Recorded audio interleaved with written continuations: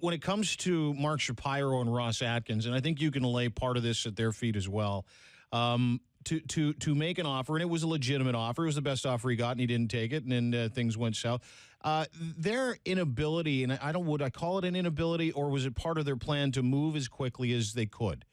Because they didn't calculate the market doing what it did either in Edwin's case. So, when he became affordable and they noticed the market was reacting accordingly, they had already gone out and done their due diligence. And so that's why we have Steve Pearce and Kendrys Morales as part of this. And I'm not throwing shade at either one of those two as baseball players, but neither one of them are Edwin Encarnacion.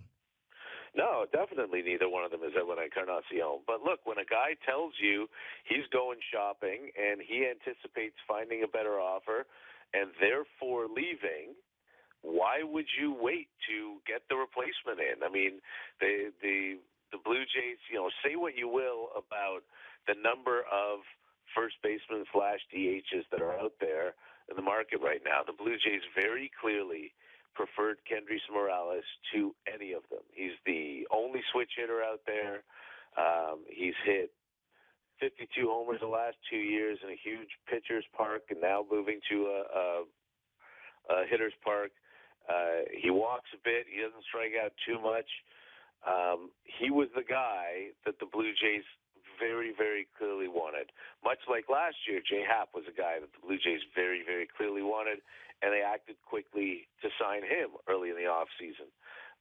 If a guy tells you he's leaving, he's not accepting your best offer because he thinks he can do better, then I think the natural inclination is, okay, let's go sign his replacement. They didn't know the market was going to fall apart. Edwin obviously didn't know the market was going to fall apart, and he was going to have to settle for less. But, the Blue Jays no team is beholden to its free agents to say, okay, you know what, go explore. You'll probably leave, but if you don't, we'll be here waiting.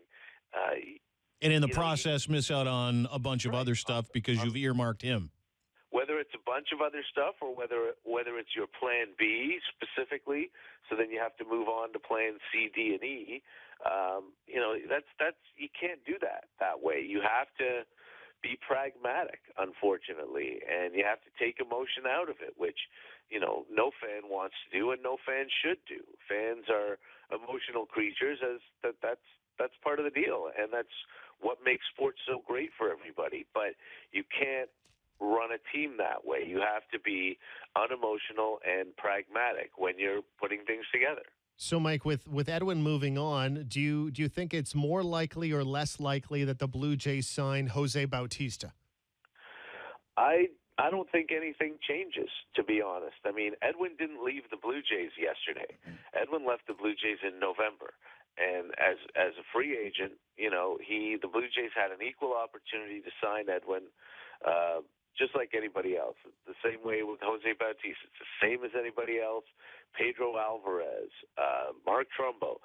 The Blue Jays have an equal opportunity with all these guys. None of them are Blue Jays. Jose Bautista isn't. Edwin Encarnacion wasn't. So I don't think what the Blue Jays do changes as a result of yesterday. I think they continue to move the way they thought they were moving. And Edwin signing doesn't change the outfield market one bit. And that's the market that the Blue Jays are looking in right now. So I don't think it makes a Bautista return any more likely. I think they're going down exactly the same path that they were going down 24 hours ago. You disappointed? Yeah, of course. Everybody wanted Edwin to come back. And look, he's not just for sentimental reasons. He's a phenomenal baseball player. He's one of the best hitters in the game, and he has been for years. The Blue Jays are very clearly a much better team with Edwin Encarnacion than they are without Edwin Encarnacion. So for sure it's disappointing, but, I'd been resigned to it for more than a month already. Should fans be pissed off? Yeah, why not? It's completely within their prerogative, but and like I was talking about on Twitter last night, you can be as pissed off as you want. Just don't make stuff up so that you're being angry with people that you already didn't like in the first place just because it's easier. Mm-hmm. Look, the fact will never change that the Blue Jays offered Edwin Encarnacion more money in term than he signed for. That the best offer Edwin got this entire offseason came from the Toronto Blue Jays. So if you want to be angry with Mark Shapiro and Ross Atkins for offering Edwin more money and term than he got from anybody else, then that's your prerogative. Can you be angry with him, though, for not maybe readjusting to the market and moving too fast? You can be angry with them for moving too fast, but if you look at it, again, and see, they thought the guy was leaving. Their job is to make sure that they're not left with their plan D.